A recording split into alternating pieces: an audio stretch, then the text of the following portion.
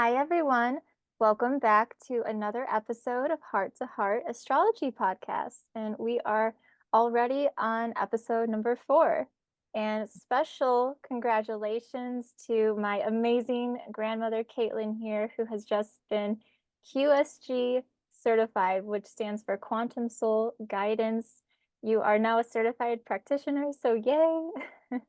Thank you. Thank you. We're so happy for you. Exciting. And It's exciting. And I'm looking forward to when you are. And then we can do the big announcement together. The grandma and granddaughter do it together. yeah, just like this podcast, just Yes. like talking about what we love most, astrology. The US to the UK. I love it. Yeah. Yeah, well, I'm well on my way. I'm well on my way in my studies too. But yes, we have a lot of exciting things to be sharing.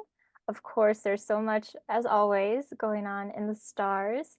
And our big topic today that we're going to be talking about, amongst some other things that we're going to add into it, is the Pluto retrograde, which has already begun by the time you watch this video. It started on May 2nd, and it's going to be lasting all the way till October 11th.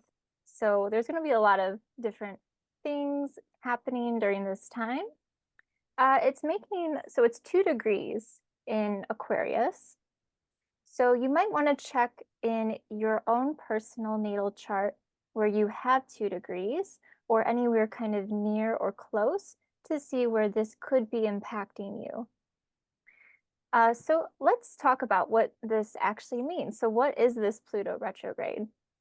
So this is going to have us revisiting anything that's been buried under the surface, whether it's our emotions on a personal level, or I was even picking up too, collectively, any unusual cover-ups through media, whether social media or even news media we might see.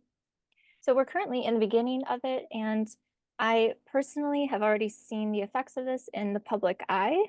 So I will let you decide, for yourselves, what celebrities and things like that it's impacting. Of course, it will make a big impact too on the United States with a big election year coming as well. So we will see different things coming up with that. So this will be a very intense time, especially for those with wealth, because Pluto does deal with money and wealth. So those with wealth who maybe have misused their wealth or even spending power, or any toxic connections here, this is going to bring those issues to light here. So although this can be challenging, this will actually be a blessing in disguise.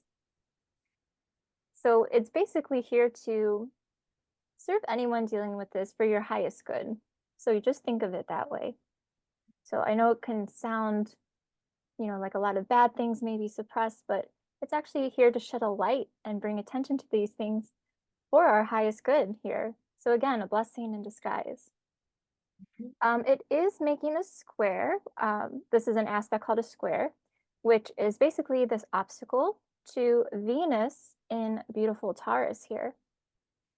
This is only till May 5th. So by the time you watch this video, this aspect will have already happened. So you can reflect on this now to see, has there been any relationship transformations for some of you? Relationship or connections, anything that has changed during this time. Was there anything you wanted to add in about that too, Caitlin? Well, if this is a good time, I could talk about the fixed star alignment. Does that sound good to go into that? Sure. Yeah. Okay. So Adria had mentioned about Pluto and Aquarius is at 2 degrees, and it's conjunct Aquila, which is a constellation, and it is Altair is the fixed star. And in a while, Adria will talk quite a bit about Altair, but I'd like to talk a little bit more about the constellation Aquila. So the last time Pluto and Aquarius aligned with this fixed star Altair in the constellation of Aquila, by the way, Aquila is Latin for eagle, okay? But it was 1777. Now, Does that ring a bell? That 1776 was our Constitution. So this was during the American Revolutionary War. So when I think of Aquila, I think of the qualities of the powerful eagle totem. And the eagle is a beautiful symbol for our country. I think of qualities like keen vision, great heights, indomitable willpower, and seeking truth. So the eagle has the ability to zero in on its target and capture whatever is in its line of sight. So also the constellation of Aquila is associated in Roman mythology with the god Jupiter, and in Greek mythology with Zeus. And both are often depicted as the eagle carrying a thunderbolt. Maybe you've seen these pictures. And this, of course, is symbolizing their great power. Many say that Zeus became the eagle, but there's others who are saying that he would send an eagle.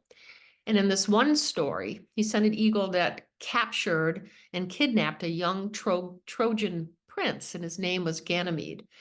And it was just to have him become a cupbearer for him and all the other gods and goddesses. And Zeus made him immortal because he wanted to preserve his beauty. So he made him part of the constellation of Aquarius, which is the water bearer. So there you go, the cup bearer bringing the water, the cups of water. And it's like a star cluster, but it can barely be seen. So I share this here because there's a hidden message that over time, beauty on the outside may dim, yet beauty on the inside is ageless and eternal. So that's something to think about. And we're going to talk about this. Adriana and I are going to discuss in a few minutes here, but I want to share another story. I love mythology. So does Adriana. We both do. So there's a story that may contribute to this importance of by detaching from the ego. And this story is Perseus, to do with the constellation of Perseus, and which is happening again, as Adri said, through October 11th. We have this Pluto retrograde, but Perseus is being, the constellation is being activated during this time. So the fixed star Algol is conjunct Jupiter in Taurus as well. And then the fixed star Capulus is conjunct Uranus in Taurus. So what does this mean? What is this from a spiritual point of view? So the story is Perseus, Medusa, and most importantly, Athena, whom all metaphorically speaking may represent different parts of our ego. So in the traditional story, Perseus cuts off the head of Medusa at the bequest of goddess Athena. And I want to look at this very metaphorically. So we all have each of these ego aspects within us. Perseus is the hero aspect, blindly doing what Athena, the manipulator aspect, ordered him to do to Medusa, who plays the victim aspect. So all three of these live within us, and they can vary in degrees within us. There's nobody that is 100% one or the other. We have them all. If we have one that is more intense and have one that is less, then another person in our life plays that role big time. So it's always better to look inside at ourselves and work with these aspects. Otherwise, they come out on the big stage out here, and then we have a lot to deal with in the world around us. So what can we learn from this story? Both stories, really. The astrological aspects of Taurus are what we value, Uranus, a desire for total freedom, and Capulus, of what we waste and destroy. So just thinking about that, it's like if we don't really value our freedom, and we're, taking it for granted, we're wasting it away in essence, we could lose our freedom. So this is a really important concept right now. Jupiter is how we progress. And then Algol is representing our vulnerabilities. So many years ago, my guides gave me an inspiring affirmation of the divine feminine, which I feel sums up simply the spiritual healing that may take place when we look deeply within and transform these aspects of ourselves. So here it is. I am divine humility, embracing vulnerabilities as true soul strengths in growth, journey, and purpose for the very highest good. So I feel this encapsulates all those aspects when we live this way and can bring great healing. So when we look at ourselves with inner eagle eyes, so looking not out here, the eagle looking at the mountain out here, what about the mountain inside? And we may have mountains of trauma, memories, and secrets that are super deep within. And they become the saboteurs in our lives. They come up, they just come up out of nowhere. This mountain just like whoosh, takes us over. And maybe we're too focused on how we look and the egocentric things in our lives, looking for outside approval, validation, acceptance. That's one way that we can become so overly self-conscious and get stuck in dogma. Do we victimize ourselves with our own negative self-talk? We can't, if we're always listening to what everybody else is saying, we don't realize what we are saying inside of ourselves. So is there possibly an inner revolution or war going on within? Or could that be coming with all these energies? And I really think it's coming. I don't think a lot of people are conscious of it yet, but it's on its way. And then we could even have previous incarnations from our galactic heritage. And this can be stored in our cellular memories. And these things can rise up from and bringing in these patterns that are affecting us. So we play it out like we're actors in the drama of that pattern that may have happened in Orion or may have happened in the Pleiades or wherever. And we're playing it out here on the real stage, acting it out. And all the actors in our stories are could be very well part of a much previous story. So in essence, to sum this up, and we'll talk a little bit about these questions, spiritual mastery often requires a big do-over in our lives. It's huge do-over, and it's from the inside out. So what are you willing to let go of?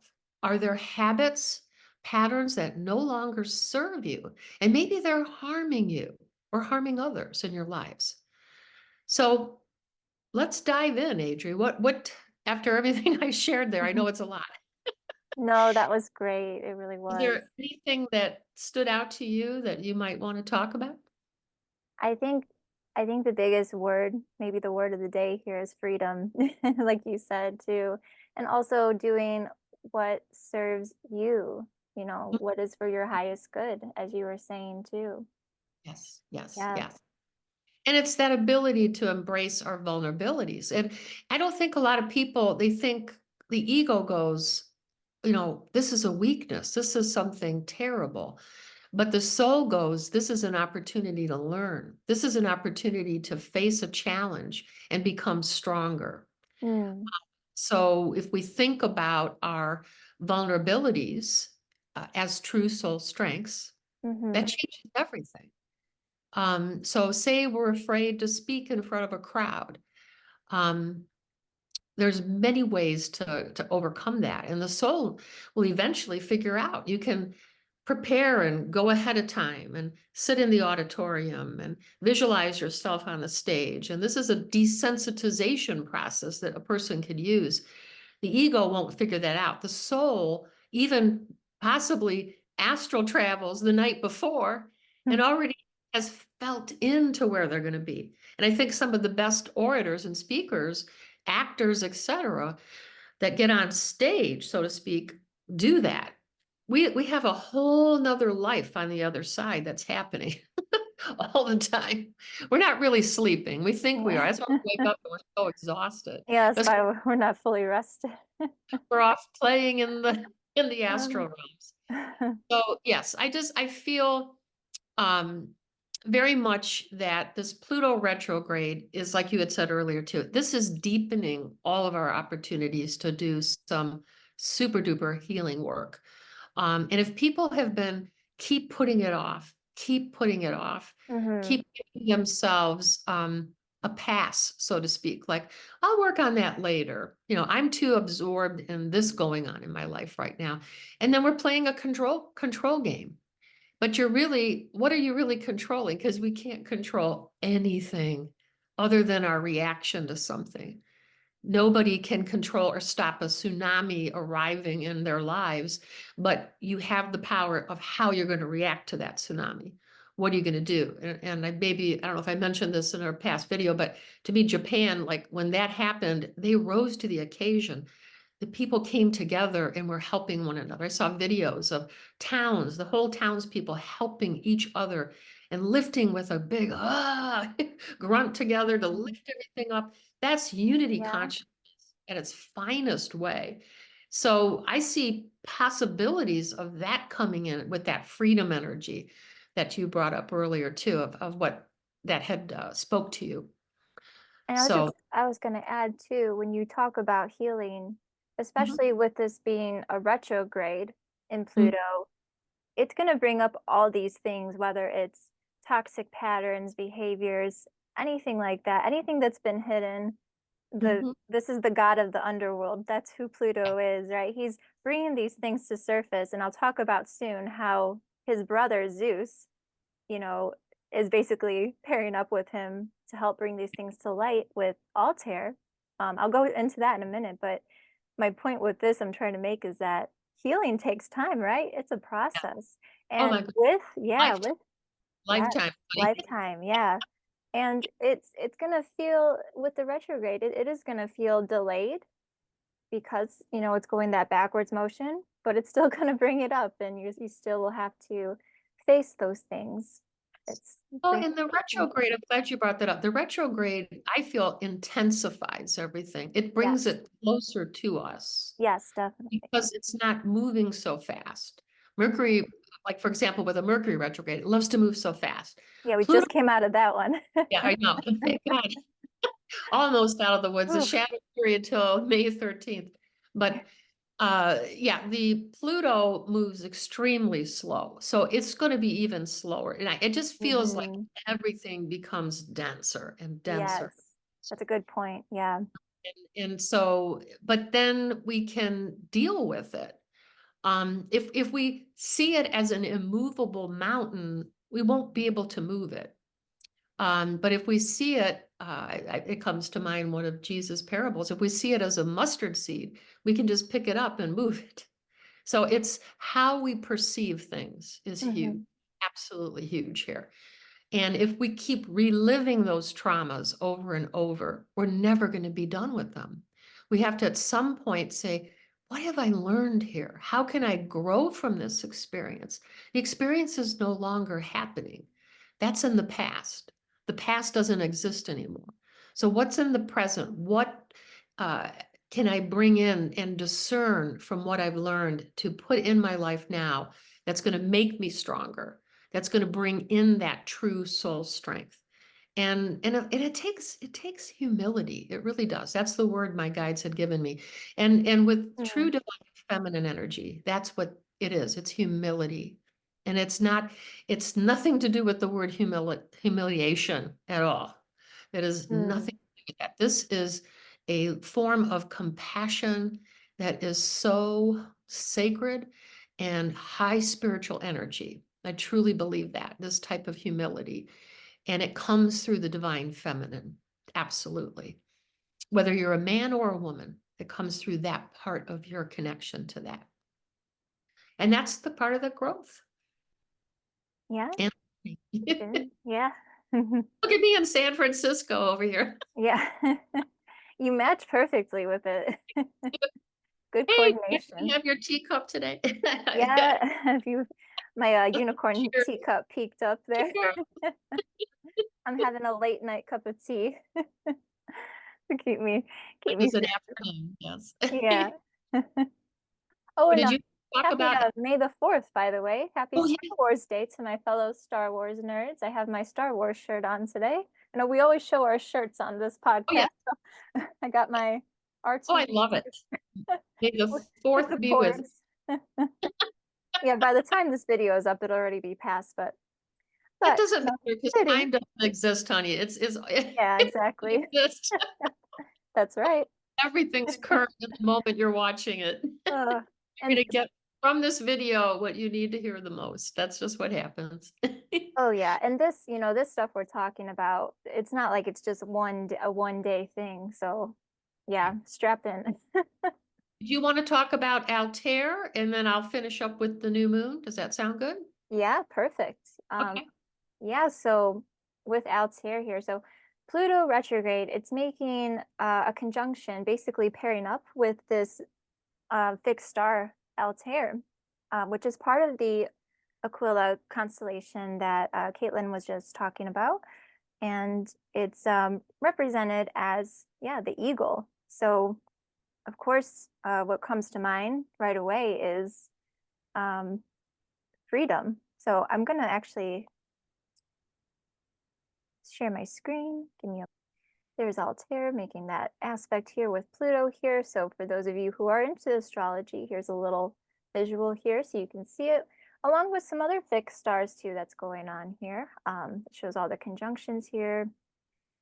But basically, this alignment is very key here, as this is a very bold and bright star, and it's going to illuminate and light up things like we were talking about that Pluto is going to reveal. So shedding a light on the darkness, okay, whether it's toxic patterns, hidden motives, even deceit, even addictions for those, who might be even struggling with that, etc. So But Altair, give me 1 second. I'm just sure, noticing the vertex is close as well. And, yes, yeah. and so that would show karmic patterns too. Mm, Okay. Yeah. good I'm point. sorry, Yeah. but That it no, just that's thank you for pointing that out. I didn't Yeah. I didn't have a chance to look at this chart, so just seeing that I'm like, whoa, okay. Yeah, no Yes. worries. Yeah. This is the vertex might move, but this is the 2nd of May when this started, this chart here. Now Altair will stay obviously conjunct with Pluto. But the vertex might change. But yeah, that starting off could definitely be karmic stuff happening. So That thank would you bring for mentioning. the karmic pattern up to the surface to be working with. It would be coming up to the surface, and then Yes. even if that vertex moves, it's still the pattern's there because Pluto goes so slow. So once Pluto has a hold of it, bing, Hmm. it'd be there for a while. Especially with it being Capricorn too, Yes. with karma. Yeah, 'cause that's Saturn there. Hmm. Mhm, Yeah, mhm. thank you for pointing that out. Sure, sure. So, yeah, so I was thinking not only the eagle here, but I was also thinking of like the phoenix rising from the ashes here. Yes. Okay, so that's part of that healing. So Yes. keep the faith, as healing may not be felt instantly, as these things have their process, and the retrograde will, like I mentioned earlier, delay that progress. So just Mhm. ride it out and embrace your own inner transformation for your own highest good here. Altair brings this energy, like I said, of freedom and independence, especially from the grasp of any manipulations. Okay. Uh, and I mentioned that word freedom just the other week. We watched the movie Braveheart, and that is one of the things Yeah. he says to that movie. I won't spoil the ending or anything, but at one point in the movie, he yells it, and it's a very sad scene, but he yells freedom. So I kept thinking about that when I Yes. was looking Yes. into this. And that movie was based off of some true events for the Scottish people trying to gain their freedom. So Mhm. those, types of things, these are deeply rooted things. And Oh, even yes. as you mentioned too, through our star lineage as well, whether through Orion, Lyra, that's a whole other thing we could get into. But Yeah. yeah, a lot of this is deeply seated. Um, so yeah, this alignment will have many of us questioning our freedoms in various aspects in our lives. Our bad patterns or toxic connections, or behaviors taking away your sense of freedom. Take decisive action with this energy from Altair, okay, to truly honor yourself. So I also was going to bring up about the Venus-Uranus conjunction to fixed star Capulus, if I could add on to that as well here. Yes, there it is. So this is occurring on May 18th, but again, the energy is going to be, felt before and around this. So, but can be very intense on the actual date here. So yes, Capulus, part of the Perseus constellation, which Caitlin spoke of. This is located where the hand of Perseus wields his sword to cut off Medusa's head in the mythology. So as mentioned before, like the sword he wields, toxic connections will be cut. On a collective level, we will have to take care with this power, as it is not to be used to victimize others, nor ourselves. Okay. And I put a little leaf to cover Perseus's. I So love we get visual. flagged. Just had a, just in case, a little censorship. So not to make us go blind here. So Capulus is in fact, It's a little leaf too. yeah, just Sorry. just a little one. I needed to shrink it down a bit. Sorry, I have to throw in some jokes sometimes. Of course we do. I like It's that. just fun, yeah. But Capulus is, yeah, associated with blindness as well. So what Yes. are we not seeing in our relationships or our connections? Are you wearing rose-colored glasses? Or is it the opposite? Are you distracted by your own shadow self, as the psychologist Carl Jung talks about, is our shadow self? Are you distracted by that aspect of yourself and missing out on meaningful connections here? Especially because this deals with Venus, this, Mhm. this conjunction. Yes. So not all these things will apply to everyone, but we can expect the unexpected, especially with Venus pairing up with the freedom-seeking but quirky planet Uranus. Mhm. So happy surprises, I also noted, can also occur Mhm. with this. So it's time for blindfolds to be taken off to those who are wearing one, Mhm. and we will see that at this time. Well, I was going to come in and talk a little bit about the new moon, which is Perfect. coming up on May 7th. So we're going to backtrack a little bit. But it's 11:22 p.m. on the 7th of May, 2024. That's Eastern Daylight Time. So new moons are about fresh starts, planting new seeds for a new garden and tending to its new growth. Taurus is all about substance, value, and what is real. So it's reality check time, especially since we've got a stellium with the Sun, Moon, Venus, Jupiter, and Uranus all in Taurus. Wow. Mercury is going to jump in to this stellium stable, so to speak, on May 15th. So we'll have like six all together. But the Jupiter-Uranus conjunction energies will be even more emphasized in May. So the opportunity for big changes and innovation are still abounding. And the Taurus Sun and New Moon are trining Vega, which is the fixed star, Vega, Chiliac, and the M57 Ring Nebula, which are all part of the Lyra constellation. And you'd mentioned Lyra before, and yes, it's very much a part of this time. Hmm. Lyran star seeds carry many Tauran-like traits, such as strong willpower, determination, nurturing, being a nature lover, neediness for adventure, neediness, gotta have it, and being a master of wit and humor. So what the zodiac sign of Taurus and the Lyran star seed energies have in common the most, to me, is being a builder. So this is a time for building. And what are you choosing to build? What about building a more promising relationship or partnership? Or maybe you want to build a new family. Maybe you'd like to get pregnant, have children. Or maybe you're going to birth your own new business. Maybe a lot of people have been sitting on that because the energies have been so stuck. But this is a really good time right now. You may have already planted seeds and sprouts have risen up in your ideas for your business or your family. This can be the part of gardening that many of us don't like to look at, but we have to do a little weeding out process. Most people hate to weed. I've never met anybody that likes to weed. If there's anybody out there, please come over to my house because we got a lot of weeds in our garden. But so when you figure out what you need to weed out, maybe looking at, is it doubting yourself or letting unfounded fears sabotage your movement forward? That's, I think, one of the biggest weeds that blocks healthy root growth.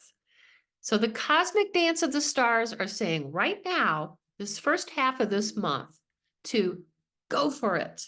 Go for it. Get past your fears. Start living your truth, being your truth. Just will quickly add before I pull my tarot message. Yeah, I think all that earth energy with Taurus is going to really help to ground things during this time so that things don't go flying Yeah. off the handle.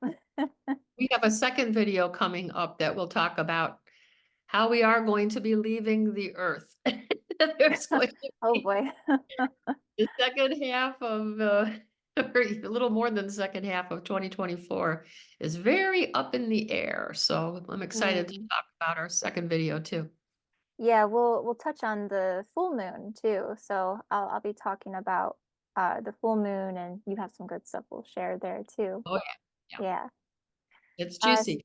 so yes, I will pull our tarot message. So I think I have just enough time to pull it Okay. live for you guys. I thought it would be fun to pull it live. Okay, so I'm using this very cute deck from my husband here. Oh, there it is, the Tarot of Mugi. And it's based off of this illustrator's either pet mouse or pet rat. He's very cute. Oh. Very cute card. So to bring some lighthearted energy to this. Mhm. So let's see, shall I ask about Pluto retrograde? Get a card on that? Yes, What we I can think so. expect? Yeah, I think that sounds good. Yeah. Mhm. Okay, agreed. So what can we expect from the Pluto retrograde, which will last till October 11th? What can we expect from the Pluto retrograde, which will last till October 11th? Got more than one card. Ah, Oh, there's the Aquarius energy here. So okay. the star card. The star Wow, is Aquarian energy. So Pluto is in Aquarius. So basically absolutely. solidifying that. I'm going to be talking about that in our second video too. Actually, that's perfect. Okay, we have, yeah, there's a lot of things going on here. So I'll start with Also, this card. Oh, go ahead. in Ganymede that I talked about, that's part of the Aquarius constellation too, where Ganymede is. So Oh, that's interesting. nice. That came up. Yeah. Yeah. So I have the 10 of Pentacles here. So stability is coming in, financial stability, even if it's, kind of slow pace, slow and steady. Like you mentioned too, with businesses, if you were Yeah. trying to, we talked about that in our previous video too. You're going to start seeing the benefits and the rewards of this coming in Yeah. during this whole period. Okay. And then we have 4 of Cups here. So kind of pondering on different offers here. So it's a very meditative energy. You're really taking your time with things before you kind of jump the gun on things, Mhm. which is always good. And then Page of Pentacles, new opportunities. And that's where that Yes. rewards comes in, that success comes in. So new Love that. opportunities Yeah. on the way. Beautiful layout. Absolutely. Yes, so we'll just wrap it up now. Thank you all for joining us, and we will see you in our next one soon. Bye. Bye-bye.